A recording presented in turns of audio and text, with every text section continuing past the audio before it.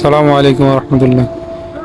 এই যে আমাদের মাঝে দেখছেন 17টি বছর একটা ফেসিবাদ কিভাবে আমাদের মাথার উপর থেকে মানুষকে গুম খুম আমাদের বাক স্বাধীনতাকে হরণ করছে।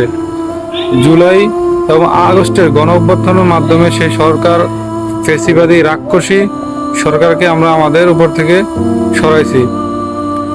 সেই আন্দোলনের মাধ্যমে যেই একটি সরকার প্রতিষ্ঠিত হয়েছে, ইন্টারিয়াল গভর্নমেন্ট যেটা, তো এই যে দেখতেছেন এই সরকারের যেই এই প্রথম যখন তাদেরকে নিয়োগ দিচ্ছে ডক্টর মোহাম্মদ ইউনূস কি বলছে, ছাত্ররা এবং মানুষ আপনারা আমাদেরকে এই পদে বসাইছেন, আমরা সবসময় আপনাদের জন্য কাজ করব এবং ফেসিবাদকে বাংলাদেশ থেকে দূর করব। এখন এই যে দেখতেছেন মির্জা ফখরুলের কথায় ভিত্তি করে বলতেছে যদি বিএনপি যদি চায় আওয়ামী লীগ নির্বাচনে আসবো তাহলে আসতে পারে, সেখানে আমরা কিছু করতে পারবো না। ডক্টর ইউনূসের কথাটাও চেঞ্জ হয়ে গেছে।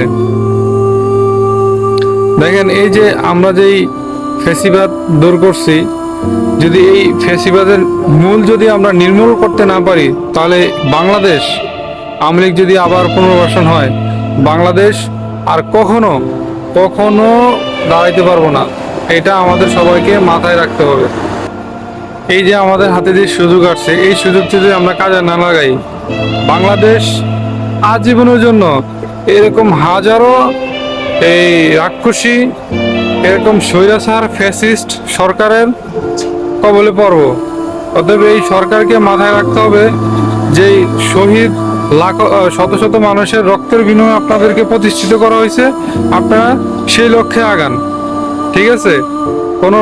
আমরা আমাদের ভাইয়েরা আমাদের বোনেরা জীবন দিছে আমরা সুস্থ একটি নির্বাচনের জন্য না, আমাদের দেশে যেই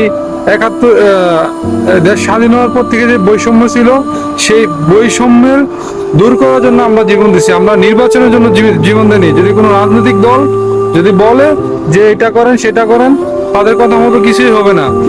দেশের 18 কোটি মানুষ তারা যেটা চায় সেভাবে হবে। 18 কোটি মানুষ যে একটা এমপির যে একটা মন্ত্রীর জীবনে যেটুকু মূল্য আছে, একবার নিম্ন পরিবারের যে একটা লোকের তারও জীবনে ততটুকু মূল্য আছে, ওরকম একটা রাষ্ট্র আমাদেরকে গঠন করতে হবে। দেখতেছেন না এই যে ব্রিটেনে, তারপরে আমেরিকাতে, লন্ডনে, ফ্রান্সে, এমনকি গালফে কানুন এরকম ভাবে করছে যত বড় প্রতাপশালী হোক সে কোনো অকারেন্স করবো তারে কট দিব। ঠিক আছে? কট খেয়ে যাবে, এখানে বাসার কোনো সুযোগ নাই। আর আমাদের বাংলাদেশে যেই পলিটিশিয়ান দলগুলা তারা চায় না যে আমাদের বাংলাদেশটা ওরকম একটা নিয়মের ভিতরে চলে যাক, কারণ তারা তো জানে যদি ওরকম নিয়ম হয় তাহলে তারা এই যে দেশের সরকারি কোটি কোটি টাকা তারা আত্মসাৎ করতে পারবে না।